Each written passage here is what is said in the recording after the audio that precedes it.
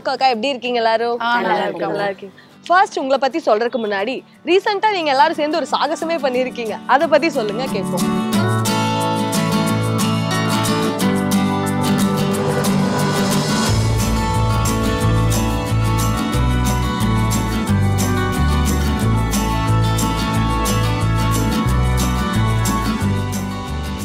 எல்லாத்துக்குமே பணன்ற ஒரு விஷயம் தானே நம்மளுக்கு தேவைப்படுது. கவர்மெண்ட் இருந்தாலும் தனிப்பட்ட நபருக்கு யாருமே செய்ய மாட்டாங்க. ஒரு கூட்டம் இருந்தால் மட்டும்தானே உடனடியாக நம்மளுக்கு வந்து செய்கிறாங்க. அப்படின்ட்டு தான் ஒரு பிஸ்னஸ் மாடல் எடுக்கலாம். ஒரு எக்ஸாம்பிள் வந்து ஓலா ஊபரில் நாங்கள் எல்லாருமே ஓட்டுறோம். தனியாக ஒரு கார்பரேட் கம்பெனி, அவர் வந்து பணத்தை போடுறாரு, டிரைவர்ஸ் வந்து இங்கே இருக்கிறவங்களை எல்லாருமே கனெக்ட் பண்ணுறாரு, சம்பாதிச்சு ஒரு தனிப்பட்ட நபராக தான் அவர் வாழ்ந்துன்னு இருக்கிறாரு. ஸோ அந்த ஆப் மூலயமா நம்ம டிரைவர்ஸாகவே ஒன்லி விமன் மட்டும் நம்ம ஓட்டினா நிறைய பெனிஃபிட்ஸ் வந்து மக்களுக்கும் நம்ம கொடுக்கலாம். அது மூலிமா வர இன்கமில் நம்மளோட டிரைவர்ஸுக்கும் வந்து யூஸ் பண்ணிக்கலான்ற ஒரு பிளானை நாங்கள் ஆல்ரெடி நாங்கள் அதை யோசித்து வச்சுருந்தோம். அதுக்கப்புறமா நிறைய பேர்கிட்ட நாங்கள் பேசுவோம். நாங்கள் வந்து படிக்கல, நாங்கள் யாருமே படிக்கல அந்த அளவுக்கு. ஆனால் படித்தவங்க எங்கள் டிரைவர்ஸில் நிறைய பேர் இருக்காங்க. ஒவ்வொரு மீட்டிங்கும் நாங்கள் போகும்போது, ஒரு என்ஜிஓவில் போகும்போது ஒவ்வொருத்தர்கிட்ட நாங்கள் வந்து எங்களை பற்றி கன்சல்ட் பண்ணுவோம். கன்சல்ட் பண்ணும்போது தான் விஜய்ன்ற ஒரு சார் வந்து எங்களுக்கு அறிமுகம் ஆனார். அவர் தான் சொன்னார், இந்த மாதிரி வந்து கேரளா கோழிக்கோடில் வந்து ஒரு காம்படிஷன் நடக்குது, உங்களோட பிளான்க்கு ஏற்ற மாதிரி அங்கே ஒரு விஷயம் நடக்குது, நீங்கள் போய் கலந்துக்கிறீங்களா அப்படின்னு கேட்டாங்க. ஓகே சார், நாங்கள் கலந்துக்கிறோம். அது எப்படி அப்ளிகேஷன் எங்களுக்கு வந்து அப்ளை பண்ணுறதுன்னு தெரியல, கொஞ்சம் அப்ளை பண்ணி கொடுத்தீங்கன்னா நல்லாயிருக்கும்னு ஆன்லைனில் தான் நாங்கள் வந்து ரிஜிஸ்டர் பண்ணோம். ரிஜிஸ்டர் பண்ணோடனே எங்களுக்கு ஓகே ஆயிடுச்சு. கிட்டத்தட்ட ஒரு 50 டீம் வந்து அங்கே கலந்துக்கினாங்க. எல்லாருமே வேற லெவலில் இருந்தாங்க. லேப்டாப்பு அப்படின்னு எல்லாம் வச்சுட்டு அவங்க நாலேஜுக்கு ஏற்ற மாதிரி வந்தாங்க. ஆனால் அந்த இடத்துல நாங்கள் யோசிச்சது என்னன்னா, இவ்வளோ பேர் மத்தியில் நம்ம எப்படி பேச போகிறோம், நம்ம சொன்னால் சாத்தியப்படமான்னு ஒரு தயக்கம் இருந்தது. என்ன எங்களுக்கு ஒரு அங்கே பிரச்சனையாக இருந்ததுன்னு பார்த்தீங்கன்னா, லாங்குவேஜ் கொஞ்சம் பிரச்சனையாக இருந்ததை தவிர மற்றபடி எல்லாருமே ஈக்குவலாக எங்கள் கிட்ட பழகுனாங்க, ரொம்ப சப்போர்ட் பண்ணாங்க. காலேஜ் ஸ்டூடெண்ட்லாம் ரொம்ப என்கரேஜ் பண்ணாங்க. இப்போ எங்கள் பிளானை சொல்லும் போது சூப்பருக்கா, யாருமே இந்த மாதிரி யோசிக்காத ஒரு விஷயத்த ஜென்ஸ் டிரைவர் கூட எங்கள் அப்பாலாம் இருக்கிறாங்க, போனோமா வந்தோமா அப்படி தான் எங்கள் குடும்பத்தை பார்க்குறாங்களே தவிர, நீங்கள் ஒரு பிளானை கொண்டு வரீங்களே இதுவே சூப்பர் தாங்க்கா அப்படின்னு சொல்லிட்டு எங்களை என்கரேஜ் பண்ண உடனே எங்களுக்கு ஒரு கான்ஃபிடென்ட் வந்து நாங்கள் பேசினோம். எங்களோட லைவே நாங்கள் சாதாரணமாக நாங்கள் பேசினோம். எனக்கு வந்து பார்த்தீங்கன்னா வீட்டில் வந்து ப்ரெஷர் கிடையாது, எனக்கு நான் தான் ப்ரெஷர். ஏன்னா எனக்கு 2 பொம்பளை பசங்க இருக்காங்க. அப்போ வந்து மழை வர, ரெட் அலர்ட் வர, எந்த வந்து வீடு பார்த்தீங்கன்னா பள்ளம் பகுதி, கொஞ்சம் மழை பெஞ்சாலுமே வீட்டுக்குள்ளே தண்ணி வரத்துக்கு வாய்ப்பு இருக்குது. அப்படின்னும் போது என்னால் வந்து அந்த இடத்துல வரவும் முடியல, போகாமல் இருக்கவும் முடியல. எங்கள் வீட்டுக்காரர் இறந்து 12 வருஷம் ஆயிடுச்சு. நான் வந்து சின்ன வயசு, என் பசங்க 2 குழந்தையும் நான் சின்ன வயசுலேருந்து வளர்க்குறேன். அதனால் வந்து எந்த ஒரு விஷயமா தான் எனக்கு முக்கியத்துவம் கொடுக்குறா. அப்படின்னும் போது அந்த இடத்துல எல்லாத்தையும் வந்து நான் உணர்ந்த நானே வந்து அவளை கைவிடக்கூடாதுன்ற ஒரு முடிவு எடுத்தேன். ஆனால் அந்த முடிவு எடுத்ததுனால அந்த இடத்த விட்டு வர முடியல. கரெக்டாக 1:30 மணிக்கு மறுபடியும் ஃபோன் பண்ணுறா, வர முடியுமா முடியாது அப்படின்ட்டு. நான் தீர்த்து சொல்லிட்டனால வர முடியாது மோகனா. இவ ரொம்ப கோவப்பட்டா. நீங்கள் 2 பேருமே இப்படி சொன்னால் நான் என்ன பண்ணுறது, கடைசி நேரத்தில் இப்படி கழுத்து அறுத்துட்டிங்களா, என்ன பண்ணுறது, நான் என்னோட இத்தனை வருஷம் உழைப்ப வீணாயிடுச்சுன்னும் போது எங்கள் அம்மா என்ன பண்ணாங்க, நான் ஸ்பீக்கரில் போட்டு போயிடுச்சுனால எங்கள் அம்மாவுக்கு அதோட புரிதல் புரிஞ்சுது. எங்கள் அம்மா சொன்னாங்க, மோகனா நீ கவலைப்படாதம்மா, நாங்கள் கஷ்டப்பட்டாலும் பரவாயில்ல, நான் வந்து என் பொண்ணை வந்து எவ்வளோ மழையாக இருந்தாலும் அனுப்பிச்சி விட்றேம்மா, நீ தைரியமாக இருமான்ட்டு எங்கள் அம்மா தான் அனுப்பிச்சி விட்டாங்க. எனக்கு வந்து வெளி உலகம் தெரியாது. எனக்கு இங்கேருந்து ஒரு இடம் போகணுனால பஸ்ஸில் ஏற தெரியாது, ட்ரெயின் பிடிச்சி போக தெரியாது, அந்த மாதிரி தான் இருந்தேன். அப்படி இருக்கும்போது என் ஃப்ரெண்டு நான் நினச்சேன்னா, நீ மட்டும் எப்படி தனியாக போவ, அவ்வளோ அழுகையே வந்துச்சு நினச்சி, நீ எப்படி சென்ட்ரல் வரையே தனியாக போவ, நானும் வரேன்ட்டு அவங்க வீட்டுக்காரர்கிட்ட சண்டை போட்டு எனக்கோசம் அவள் கிளம்பி வந்தா. அங்கே போயிட்டு பார்த்தா ஒரு ட்ரெயினர் ரத்து நியூஸ் போடுறாங்க. எங்களுக்கா ஒரு மாதிரி பதட்டமாகிடுச்சு. இவ்வளோ கஷ்டப்பட்டு ரிஸ்க் எடுத்துக்கு வந்துக்கிறோம், குழந்தைங்களா விட்டு வந்துக்கிறோம், அவள் வீட்டுக்கார சண்டை போட்டு வந்துக்கிறா, இன்னும் நம்மளால் போக முடியலன்ட்டு ஒரு 7 மணி வரையும் வெயிட் பண்ணோம். அதுக்கப்புறம் எங்களால் வெயிட் பண்ண முடியல. ஏன்னா எங்கள் வீட்டிலேருந்து கால் வருது, ஏமா தண்ணி வர ஏறுற மாதிரி இருக்குமா. அவங்க வீட்டில் அவளுக்கு சின்ன குழந்தைங்க, ரொம்ப சின்ன பசங்க. அவங்க வீட்டுக்கார ஃபோன் பண்ணி, என்னை மீறி நீ போயிட்டியா, இந்த மாதிரி போகலாமா, குழந்தைங்களை யார் பார்த்துப்பா, நான் ஒரு பக்கம் சத்தம் போகிறாரு. 7:30 மணி ஆயிடுச்சு, மோகனா எங்களால் வர முடியாது, நீங்கள் போயிட்டு வாங்க, இல்லைன்னா யாரும் போத்தலன்னு. இவன் நான் சொன்னேன், நான் நடந்தே கூட போகிறேன்டி கேரளாக்கு, 2 நாள் ஆனாலும் பரவாயில்ல, இல்லை பஸ்ஸில் போகிறேன். நான் சொன்னேன், நடந்தே எத்தனை நாள் போகிறேன், 2 நாள் ஆனாலும் பரவாயில்ல. அப்புறம் சொன்னால் பஸ்ஸில் போகிறேன், பஸ்ஸெல்லாம் ட்ரெயின் எல்லாம் சாலை மறியல்னா எப்படியாவது நாங்கள் போகிறோம், நீங்கள் வரமாட்டீங்களா போங்க அப்படின்ட்டாங்க. ட்ரெயினே வராது மோகனா, நான் கிளம்புறமாகனான்னு அலௌன்ஸ் பண்ணுறாங்க, கேரளா ட்ரெயின் மட்டும் இன்னும் ஒரு 1/2 hourல வரும்ன்ட்டு. ரொம்ப சந்தோஷமாயிடுச்சு. சரி ஓகே, நம்ம இவ்வளோ நேரம் இருந்ததுக்கு ஒரு பலன் கிடச்சிது. அப்படி வந்த உடனே ட்ரெயினில் ஏறினா மூச்சு முட்டுது, அவ்வளோ ஜனம், நிற்கிறதுக்கு கூட இடம் கிடையாது. குழந்தைங்களாம் அந்த ட்ரெயினை நசிங்கிடும் போல இருக்குது, மூச்சு விட முடியாமல் இங்கே தான் அங்கே நின்றுக்கினே போனோம். ட்ரெயினில் 7 மணிக்கு ப்ரோக்ராம், நாங்கள் ஹோட்டலுக்கு 9 மணிக்கு தான் போய் இறங்குறோம். நாங்கள் போயிட்டு இறங்கி கிளம்பத்துக்கான மணி 10 ஆயிடுச்சு. நாங்கள் என்ன நினச்சோன்னா, கேரளா போகிறோம், பீச்சுக்கு போகலாம், ஜாலியாக சுற்றி பார்க்கலாம், நானும் இதே ஒரு பிளான் பண்ணோம். 3 நாள் என்ஜாய்மெண்ட் பண்ணுறோம். ஏன்னா நாங்கள் போனதே இல்லை. ஒரு என்ஜாய்மெண்ட்டுன்னு இது வரையும் நாங்கள் எங்கள் லைஃப்பில் நாங்கள் பார்த்ததே கிடையாது. ஏன்னா நாங்கள் உழைச்சது ஃபுல்லாக ஃபேமிலி எங்கள் பசங்களுக்கு அப்படின்னு என்ஜாய் பண்ணுறதுவே நானும் இதுவரை ட்ரெயின்லேயே நைட்டெல்லாம் பேசின்னு வரேன் ஜாலியாக. ஆனால் அங்கே போனதாக தெரிஞ்சுது காலையிலேருந்து நைட்டு வரையே வந்து அந்த ஹோட்டலில் போட்டு வச்சுருந்தாங்க. நைட்லேருந்து 11 மணி வரையும் எங்கள் சார் மீட்டிங்குன்ற பேரில் பேசினார். அப்புறம் பார்த்தா சாப்பிட்டு தூங்கியாச்சு. மறுநாள் காலையில் சேம் அதே ரோல் ஆகிக்கினே இருக்குது. இப்போ நீங்க இங்க இருந்து கோழிக்கோடு போனீங்க, அங்க ஃபுல்லா மோஸ்டா மலையாளமா தான் இருக்கும். என்ன லாங்குவேஜ்ல பேசுனாங்கக்கா? அவங்க அதுதான் சொன்னேன், மலையாளத்தில் பேசினாங்க, இங்கிலீஷில் பேசினாங்க. ஹிந்தி கூட அந்த இடத்துல அவ்வளோவா யூஸ் பண்ணல. ஒன்லி இங்கிலீஷ் மலையாளம் மட்டும்தான். நாங்கள் மட்டும்தான் அதில் தமிழ் பேசினோம். ஆனால் அங்கே வந்திருந்த ஆடியன்ஸ் எல்லாமே அண்டர்ஸ்டாண்ட் பண்ணிக்கினாங்க. அதில் ஒரு 500 பேர் வந்திருக்கிறாங்கன்னா அவங்க எல்லாருமே புரியும். அந்த ஜட்ஜாக இருக்கிறாங்க தெரியுமா, அவங்களுக்கு மட்டும்தான் எங்களுக்கு செட் ஆகலை. இந்த வெள்ளக்கார பரம்பரையிலேருந்து பேசுவாங்க தெரியுமா, அந்த மாதிரி ஒருத்தர் பேசுகிறாரு, சொயின்றாரு. அந்த சொயம் எங்களுக்கு புரியல. ஆனாலுமே கூட அவங்க கேட்க வர மெத்தட் எங்களுக்கு புரியுது, அண்டர்ஸ்டாண்ட் பண்ண. ஸோ அவங்களுக்கு ஏற்ற மாதிரி எங்களுக்கு ரிட்டர்ன் வந்து எங்களுக்கு சொல்ல முடியல, அவ்வளோதான். எனக்குலாம் என்னன்னே தெரியாது அந்த ப்ரோக்ராமில் போனது. ஏதோ மோகனா கூப்பிட்டா ஜாலியாக இருக்கும் நம்ம போகலாம் அப்படி சொல்லிட்டு போனேன். ஃபர்ஸ்ட் நாள் வந்து அந்த மீட்டிங் பண்ணுறப்ப இது இங்கிலீஷில் பேசுகிறாங்க, சின்ன பசங்க பெரியவங்க எல்லாரும் வந்து உட்காந்துருந்தாங்க. எங்களுக்கு எதுவுமே தெரியவே இல்லை. ஆனால் ஏதோ ஒரு காம்படிஷனில் நம்ம வந்திருக்கோம் அப்படி சொன்னால் செகண்ட் நாள் வந்து செம்ம கான்ஃபிடென்ட். இந்த அளவுக்கு எல்லாருமே பெருசாக ஒவ்வொரு தொழில் அவங்க வந்து பயங்கரமாக அவங்க படித்து அந்த படிப்பு மூலியமாக வந்திருந்த ஒரு விஷயத்தில் எங்கள் யாருக்குமே படிப்பு அதிகமாக இல்லை. நான் இவங்கெல்லாம் கூட ஒரு 5வது 6வதுனா கூட அதை முன் பண்ணியிருப்பாங்க. நான் எங்கள் அம்மா என்ன 1வது கூட படிக்க வைக்கல. அப்படி இருந்து கூட எங்களுக்கு ஒரு நம்பிக்கை. ஏன்னா அவள் பேசின ஒவ்வொரு வார்த்தையும் அப்படி இருந்தது. அங்கே எல்லாருக்குமே வந்து பொதுவான டைம் தான், 10 to 12 minutes தான். 4 நிமிஷம் நாங்கள் பேசினோம், 4 நிமிஷம் வந்து ஜட்ஜி கேட்பாங்க. அதில் ஒரு 2 நிமிஷம் வந்து முன்ன பின்னன்றது விஷயம் தான். கிளிக்குன்னு ஒரு பெல் வச்சிட்டாங்கன்னா அதுக்கப்புறம் நம்ம என்ன யோசிச்சாலும் ஸ்டாப் தான். ஸோ எங்களுக்கும் அந்த இங்கிலீஷில் பேசுகிறவங்களுக்கு டைரெக்டாக வந்து ஜட்ஜி வந்து கேள்வி கேட்டுறாங்க. ஆனால் நாங்கள் தமிழில் பேசுகிறவங்க நடுவில் ஒருத்தருங்க டிரான்ஸ்லேஷன் பண்ணிவிட்டு அவங்க திருப்பி கேட்டு சொல்கிறாங்க. அப்போது எல்லாருமே அவங்களோட ஒரு 20 பாயிண்ட் யோசிச்சிருப்பாங்களே எப்பவுமே. அந்த 20 பாயிண்ட்டுமே எல்லாருக்குமே பேசுறதுக்கு வாய்ப்பு கிடைச்சிது. ஆனால் எங்களுக்கு மட்டும் 20 பாயிண்டில் எங்களுக்கு ஏன்னா டைம் ஆஃப் ஆகுது இல்லைங்களா, இங்கிலீஷ்க்கு பாதி தமிழுக்கு பாதின்னு ஆகும்போது அப்போ நான் யோசிச்சது ஒரே ஒரு விஷயம் என்னன்னா, நம்மளோட விஷயம் அங்கே தெரியணும். அது 20 பாயிண்டாக இருந்தானா 4 பாயிண்டாக இருந்தானா 20லேருந்து நம்ம 4ஆக மாற்றலாம் 5ஆக மாற்றலான்னு சொல்லிட்டு நான் யோசித்த 20 பாயிண்ட் எல்லாமே விட்டுட்டு ஒரு 5 பாயிண்ட் மட்டும் நான் சுருக்கிட்டேன். நாங்கள் வந்து எங்களோட வாழ்க்கையில் என்ன நடக்குதோ அதை தான் மோகனா சொல்லிட்டேன். அதை ரியலாக சொன்னான். அதில் தான் நாங்கள் நினச்சோம். அந்த 50 பேரில் 10 பேரில் ஒரு ஆள் வரணும் தான் எங்கள் எல்லாரோட ஆசை. ஆனால் அந்த 10 பேரில் ஒரு ஆளை ஃபஸ்ட் ப்ரைஸ் வாங்குது எங்களால் நம்பவே முடியல. ஆனால் உண்மையாலுமே இது பார்த்தீங்கன்னா நாங்கள் இந்த அளவுக்கு நாங்கள் வெற்றி ஆகும்ட்டு எங்களோட எதிர்பார்ப்பே கிடையாது. ஆனால் அந்த அலௌன்ஸ் பண்ணும்போது 3rd ப்ரைஸ் அரேஞ்ச் பண்ணிட்டாங்க, 2nd ப்ரைஸும் வந்துச்சு. அப்போ நான் மோகனா கூப்பிட்டு சொல்கிறேன், மோகனா நமக்கு பரிசு கிடைக்காது மோகனா, கம்முனிரெடி. அவளோட ஃபேஸ் பார்க்கும்போது எனக்கு கண்ணில் தண்ணி கலங்கிச்சு. பரவாயில்லடி கம்முனிரெடி. அதுக்கப்புறம் சார் ஸ்டேஜில் சொன்னார் பாருங்க, வீரப்பெண்கள் முன்னேற்ற சங்கம் தமிழ்நாடு சென்னைன்னா எங்களுக்கு அப்படியே ஆனந்தான் ஏந்து குதிக்கிறோம். அவ்வளோ குதிச்சுட்டா ஏந்து விசில் அடிக்கிறோம். உண்மையாக அந்த மாதிரி சந்தோஷம் எங்கள் லைஃப்பில் நாங்கள் படித்து கூட ஒரு சர்டிஃபிகேட் வாங்கினது கிடையாது. ஸ்கூலுக்கு நான் போய்க்கிறேன், ஆனால் அந்த அளவுக்கு எங்களுக்கு படிப்பு வரல. ஏன்னா எங்கள் குடும்ப கஷ்டம், அதே நாங்கள் யோசனை பண்ணி எங்களுக்கு படிப்பு வரல. ஆனால் நாங்கள் படிக்காமையே ஒரு மேதை ஏறி ஒரு சர்டிஃபிகேட் வாங்கும்போது அது எவ்வளோ பெரிய சந்தோஷமாக இருக்குது பார்த்தீங்களா. அந்த சந்தோஷத்தை எங்கள் லைஃப்பில் நாங்கள் மட்டும் கிடையாது, எங்களுக்கு பின்னால் வர பெண்களும் வந்து அதை அனுபவிக்கிறது மோகனோட ஐடியா. வின் பண்ணிவிட்டு அந்த கப்பு வாங்கும் போது தான் எனக்குள்ள ஒரு விஷயம் என்னன்னா, நம்ம ஒரு 7 வருஷம் நம்ம எஃபெக்ட் போட்டிருப்போம், இந்த 1.5 வருஷத்தில் ரொம்ப எஃபெக்ட் போட்டிருப்போம், எத்தனையோ இடத்துல அவமானப்பட்டிருப்போம், எத்தனையோ இடத்துல இது ஏன் உனக்கு இந்த வேலை அப்படின்னு கேட்பாங்க. உனக்குன்னா உன் குடும்பத்தை பார்க்க மாட்டியா, உனக்கு எதுக்கு இதெல்லாம் தேவையில்லாத சோசியல் சர்வீஸ்னு இப்படியெல்லாம் என்னை மைனஸ் பண்ண இடத்துல அந்த கப்பு நான் கையில் வாங்கும் போது எனக்குள்ள ஒரு சந்தோஷம் வந்தது, ஒரு நம்பிக்கை வந்தது. கண்டிப்பாக இதை விட இன்னும் ஒரு 2 வருஷத்தில் ஒரு 5000 பெண்களை இதுக்குள்ளே கொண்டு வந்து அவங்களோட வாழ்வாதாரத்தை கண்டிப்பாக மாற்றணும், அதனால் அவங்களோட வாழ்க்கையும் மாறப்படணும் அப்படின்ற ஒரு நம்பிக்கை வந்தது. அதுக்கப்புறம் வந்ததுக்கப்புறமா இதை பேஸ் பண்ணி ஒர்க் பண்ணிட்டு இருக்கோம். சூப்பர் சூப்பருங்கக்கா.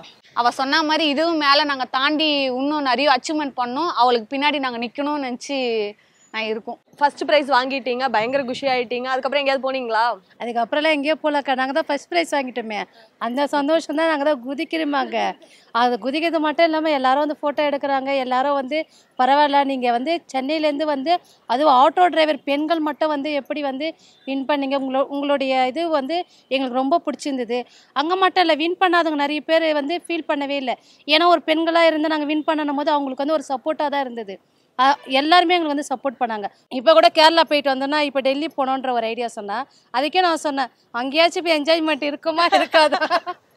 ஏன்னா நாங்கள் அது உண்மையாலுமே எங்கள் லைஃப்பில் நாங்கள் என்ஜாய்மெண்ட் பண்ணதில்லைக்கா. நாங்கள் நினைப்போம் ஒரு சண்டே வெளியே போகணும்னு நினைப்போம். ஆனால் அந்த சண்டே தான் எங்களுக்கு சவாரி இருக்கும்.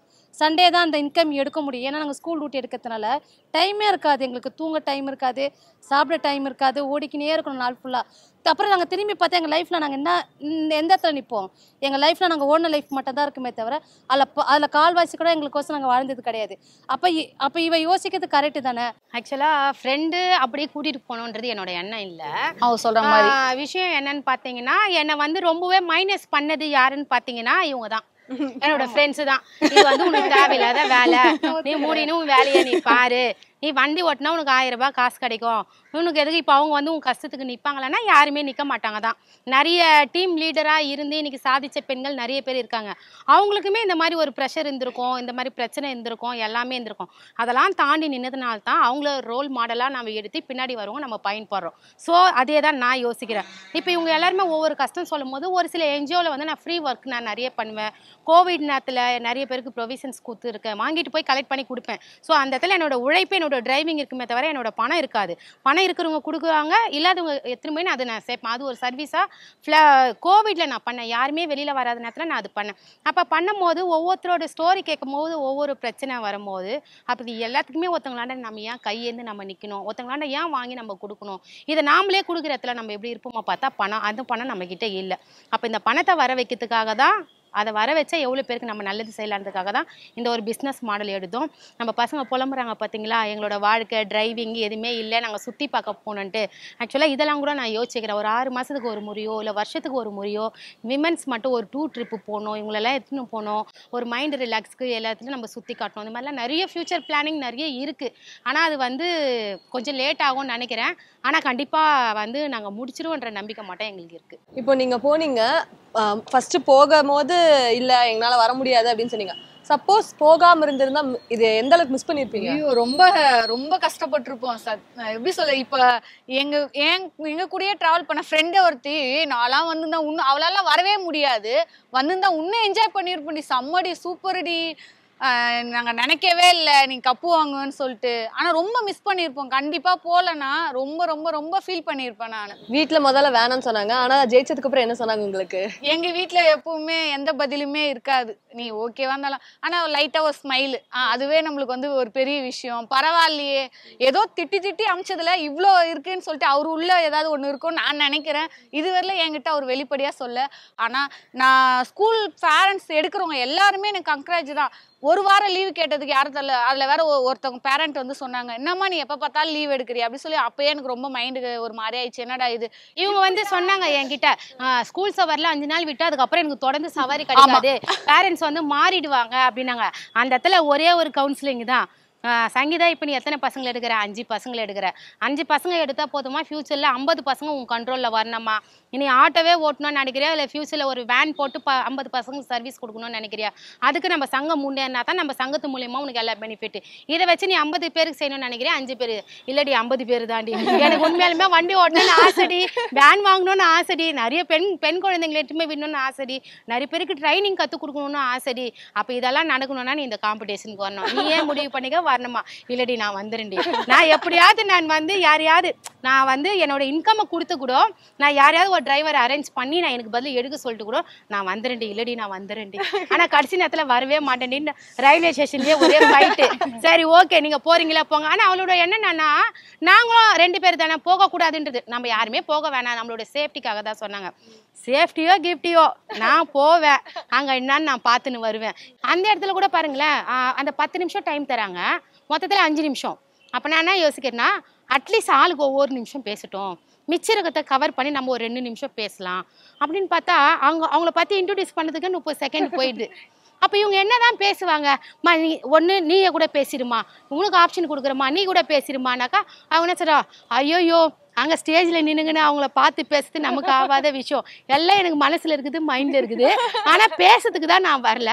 நீ பேசு மோகனா, அங்கே அந்த இடத்துல உனக்கு ஏதாவது விட்டுட்டீங்கன்னா நான் வந்து பிக்கப் பண்ணுறேன்.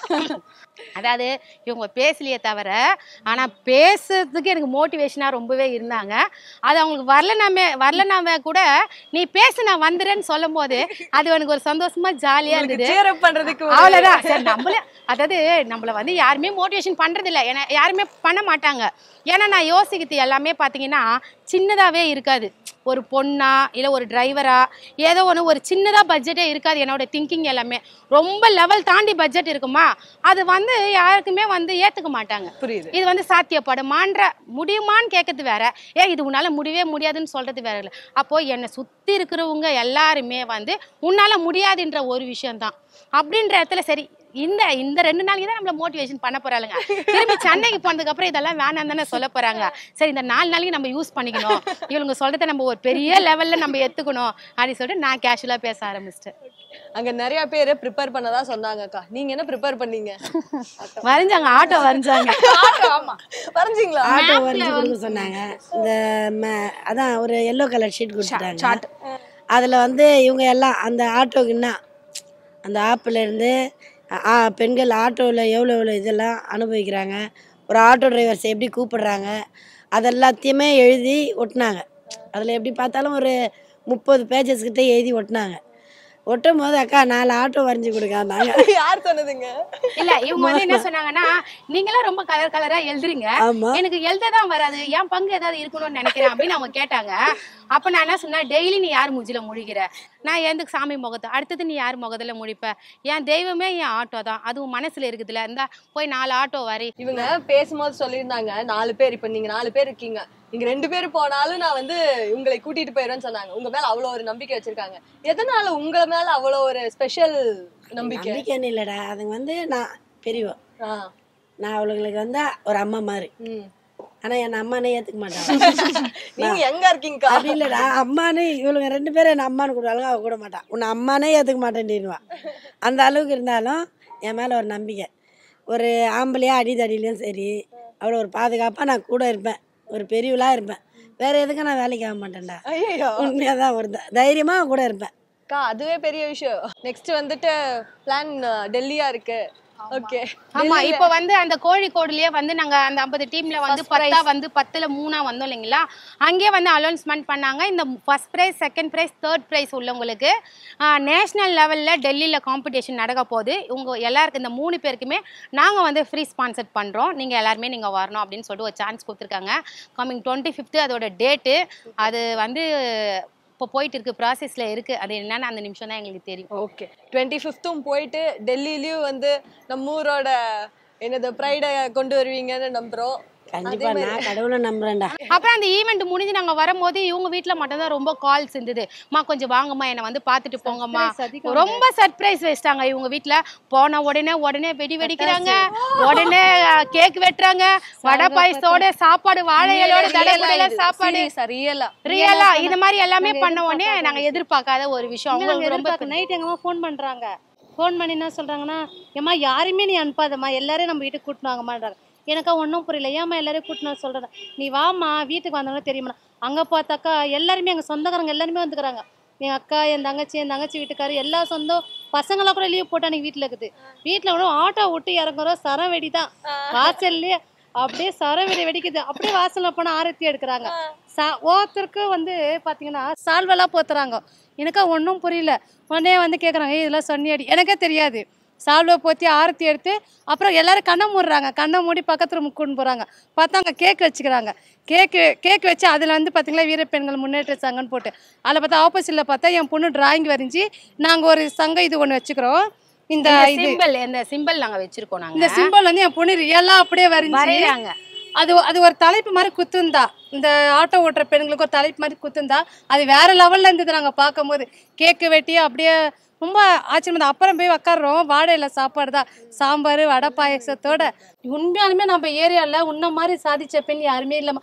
நான் யோசிக்கிறேன், நம்ம என்ன சாதிச்சோம், எல்லாம் மோகனா இருந்தால் நம்மளுக்கு ஒரு பெருமை, கூட போயிட்டு வந்தோன்ட்டு.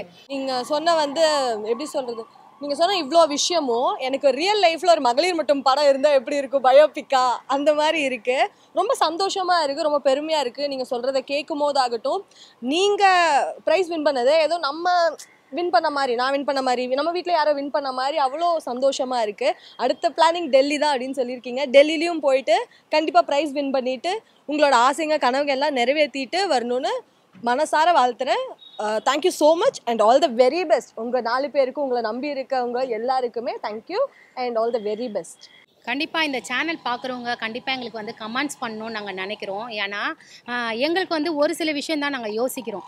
அப்போது நிறைய ஐடியா வந்து எங்களுக்கு தேவைப்படுது. அப்படின்னும் போது இப்போ நான் யோசிக்கிட்டே ஒரே மாதிரி யோசித்தாலும் அது கரெக்டாக வராது. ஸோ பொதுமக்கள் பார்க்குறவங்க மைனஸ் ப்ளஸ்ஸு சொல்லுங்கள். ப்ளஸ் என்ன மாதிரி பண்ண இன்னும் எங்களோட வளர்ச்சி வந்து முன்னேற்றம் அடையுன்றதையும் ஒரு லைன் நீங்கள் சொன்னீங்கன்னா நல்லாயிருக்கும். நாங்களும் வந்து பல கஷ்டத்தை தாண்டி தான் இன்றைக்கி ஒரு இடத்துல நிற்கிறோம். 7 வருஷம் ஆயிடுச்சு. இனிமேல் வரப்போகிற பெண்களுக்கு 7 வருஷம் ஆகாது. கூடிய சீக்கிரத்தில் அவங்களோட வாழ்வாதாரம் உயர்த்துக்காக தான் நாங்கள் பிளான் பண்ணுறோம். இன்ட்ரெஸ்ட் இருக்கிறவங்க, டிரைவிங் ஃபீல்டில் இருக்கிறவங்க கண்டிப்பாக கீழே நாங்கள் ஒரு காண்டாக்ட் நம்பர் கொடுக்குறோம். அந்த காண்டாக்ட் நம்பருக்கு காண்டாக்ட் பண்ணி விமன் டிரைவர்ஸ் யாராக இருந்தாலும் எங்கள் குரூப்பில் வந்து ஆட் ஆகுங்க. எங்களோட சேர்ந்து பயணம் பண்ணுங்கள். அப்படி டிரைவர்ஸ் யாரும் இல்லை, இன்ட்ரெஸ்ட் இருக்குதுன்னா கூட நீங்கள் வந்து இதில் நீங்கள் ஜாயின்ட் ஆகலாம். அதை மட்டும் தான் நான் சொல்கிறேன். தேங்க்யூ.